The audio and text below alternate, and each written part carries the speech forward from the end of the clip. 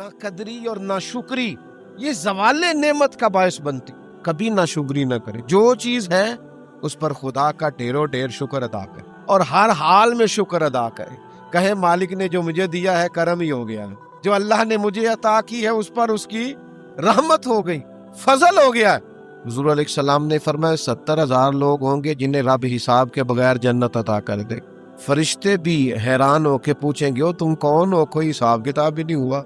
वो कहेंगे हम वो हैं जो हर हाल में अपने रब का शुक्र अदा करते। वजूद ढले, मैं अपने दोस्तों से कभी कभी कहता हूँ मेरा ना वजूद ढलता है। कभी आपने मोमबत्ती देखी है, उसका वजूद ढलता है। तो एक दरवेश ने कहा है वो इसलिए ढलता है कि वो समझती है मेरे ऊपर रोशनी है, उस रोशनी की वजह से वो ढलती जाती है, ढलती जो नेमत बड़ी है, मेरे ऊपर नूर है, लिहाजा वो शुक्र में सारी ढल जाती है, मिलिया मेट हो जाती है। तो मैं भी कभी कभी दोस्तों से कहता हूँ यार मेरा वजूद ढलता है खुदा के शुक्र पे। कभी कभी दिल करता फटाफट सजदे में चला जाऊं, एक मिनट ना लगा। ये इदारा मुकम्मल हुआ है ना, ये हमने शुरू किया तो मुझे एक साहब कहने लगे 40-40 साल लग जाने मौलवी मसीता नहीं मुकम्मल करते। और मेरे दिमाग में बात अड़ गई, फिर ये मुकम्मल हो गया।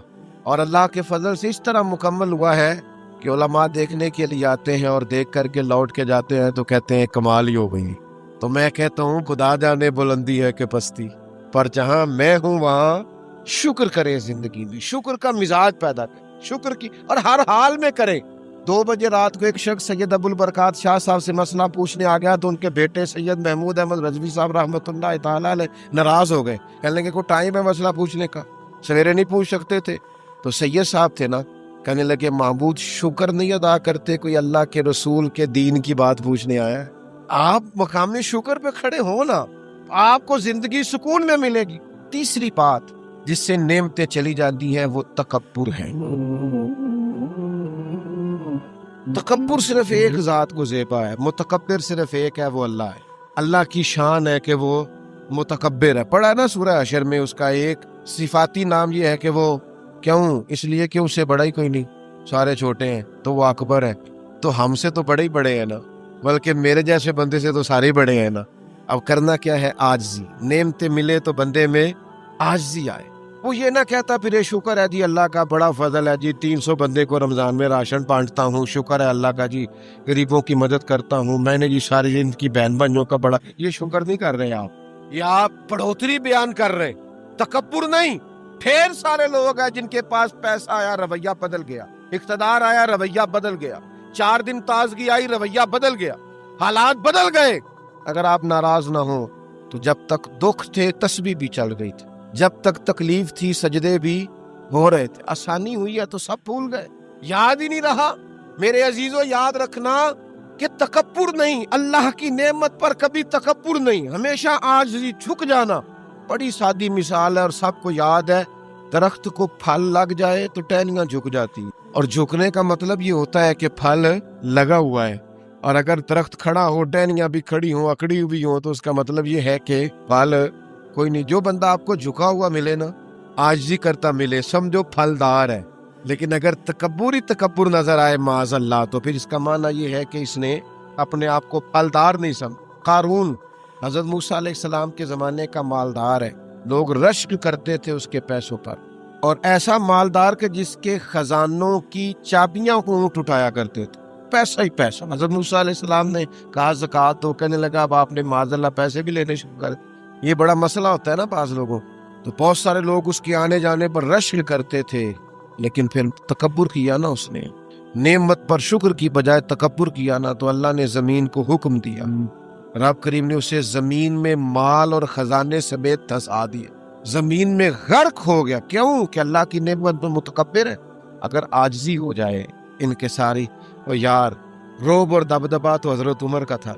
24 लाख मुरब्बा मील पे हुकूमत थी, दुनिया डरती थी, अमन था, उमर होती थी दुनिया में। और उमर बाग में खड़े होके कहते थे अच्छा खत्ताब का बेटा और अमीरुल मोमिनीन, अच्छा अब तू अमीर बन गया है, याद रखना, खुद अपने आप से खिताब कर, याद रखना सही से चलना, वरना कयामत में रब का सामना नहीं कर सकेगा तू। अपने आप से खुद एहतसाबी।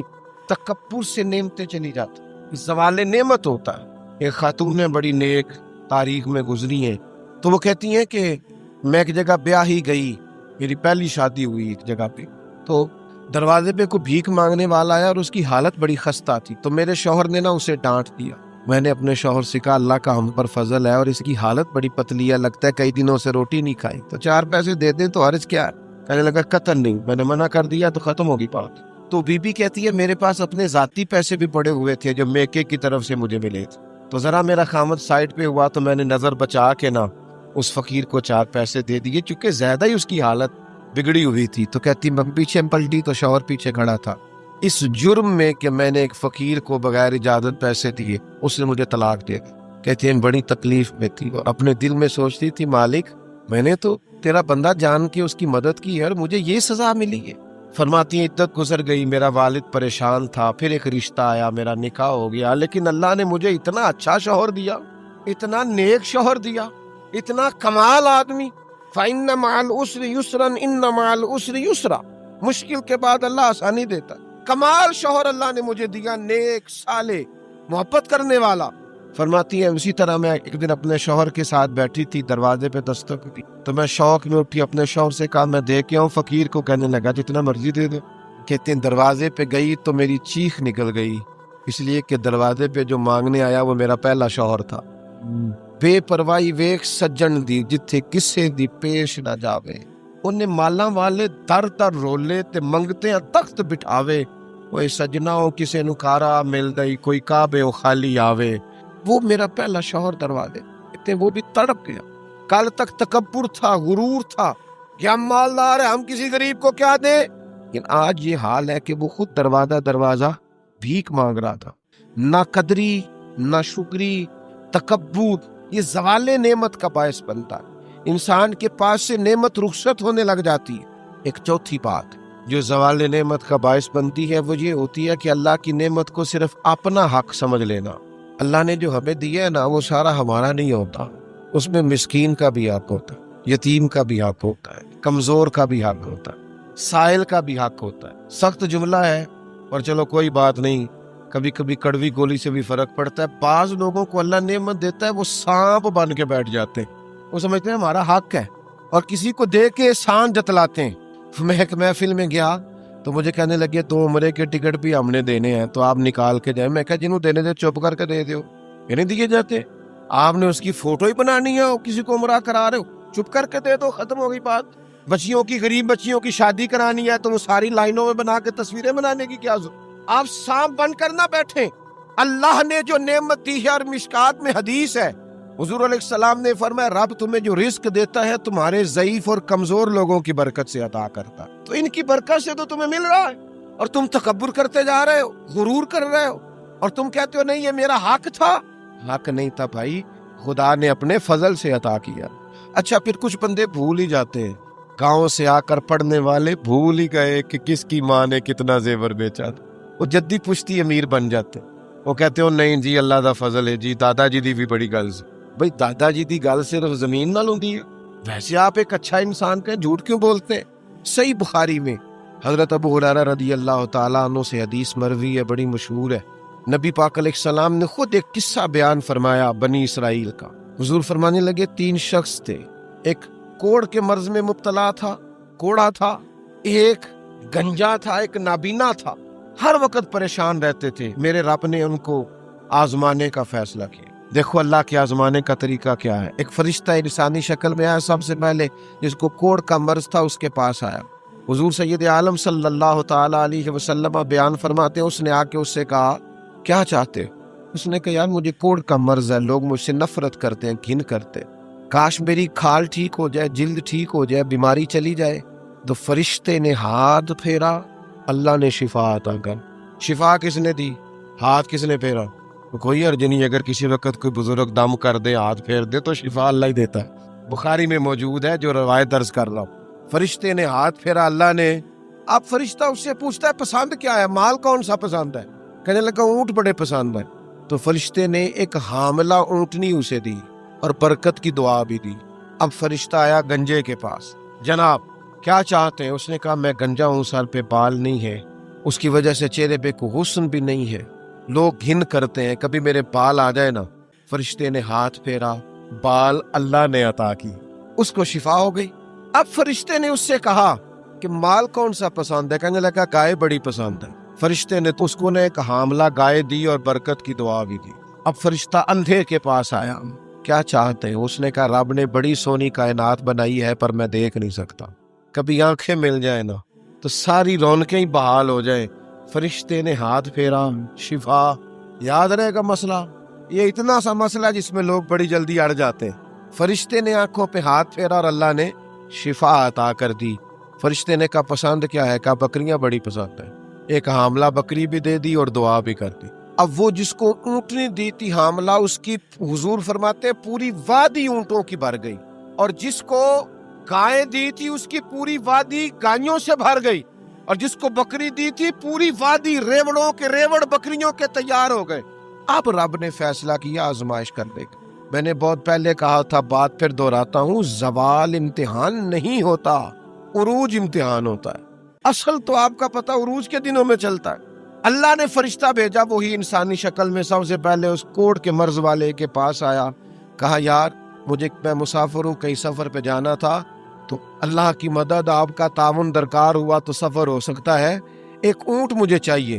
تو اس نے وہی بات کی جو کئی امیر لوگ کرتے ہیں، یہ صحیح بخاری میں موجود۔ کہنے لگا یار میرے ذمے تو حقوق ہی بڑے ہیں، سادہ ترجمہ کریے، میرے تو خرچے ہی بڑے لے لی تو کی دس، ادھر بھی جا رہا ہے، ادھر بھی، اے بھی آسمان میں تمے ہے، اے بھی میں، اتنے خرچے ہیں میرے، یہ بھی کرنا ہے وہاں بھی کرنا ہے۔ اس نے وہی بات سنائی تو وہ فرشتہ کہنے لگا تو پہلے کوڑی نہیں تھا، ناراض ہو گیا۔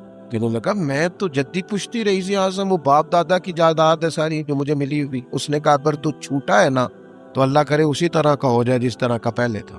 اب وہ آیا گنجے کے پاس، اس سے کہا مسافر ہوں، سفر پہ جانا ہے، اللہ مدد کرے، آپ تعاون کریں تو سفر آسان ہو سکتا ہے، مجھے ایک گائے چاہیے، اگر آپ دے دیں۔ تو وہ کہنے لگا میرے تو ذمہ حقوق ہی پڑے۔ اس نے کہا یار تو پہلے گنجا نہیں تھا، بیمار نہیں تھا، کچھ بھی نہیں تھا، بھوک تھی۔ کہنے لگا خبردار، میں تو جدی پشتی رئیس آدم ہوں، باپ دادا سے امیر ہوں۔ اس نے کہا اچھا اگر تو جھوٹا ہے تو ویسا ہی ہو جائے جیسا پہلے۔ اب وہ آیا نابینا کے پاس، اس نے آ کے کہا مسافر ہوں، سفر پہ جانا ہے، اللہ مدد کرے، آپ تعاون کریں تو سفر آسان ہوگا، مجھے ایک بکری چاہیے اللہ کے نام پر۔ تو وہ اندھا کہنے لگا رب کے نام پر تو نے لینی ہے تو ایک کیوں لیتا ہے، جتنی چاہیے لے لے۔ اور میں تو پہلے اندھا تھا، میں مسکین پرانا خادم، کسے تر ملی نہ ٹوئی، اے تے واصف یار نے نظر جو کیتی، تے واصف شروع سے پڑھتے ہیں، سے ثبوت نہ پوچھو میں تو، پہلا نظر کرم قد ہوئی، اے میں جانا یا دل بر جانے، غیر نہ جانے کوئی، میں مسکین پرانا خادم، کسے در ملی نہ ٹوئی، اے تے واصف یار نے نظر جو کیتی، تے واصف ہی ہوئی۔ میں تو اندھا تھا، پلے شائی کوئی نہیں تھی، تو کریم نے کرم کیا، جتنی تیرا دل کرے لے جا۔ تو فرشتہ کہنے لگا امتحان کے لیے آیا تھا، ایک کی بھی ضرورت نہیں، لیکن تیرے دو دوست امتحان میں ناکام ہوئے ہیں، رب ان سے ناراض ہو گیا، تو کامیاب ہوا ہے اور اللہ تجھ سے راضی ہو گیا ہے۔ وہ دونوں جو تھے امتحان میں ناکام ہوئے تو نعمت چھن گئی، صحت چھن گئی، پھر کوڑے، پھر گنجے ہو گئے۔ اس کو اللہ تبارک و تعالیٰ نے اور عطا کیا۔ زوال نعمت کب ہوتا ہے؟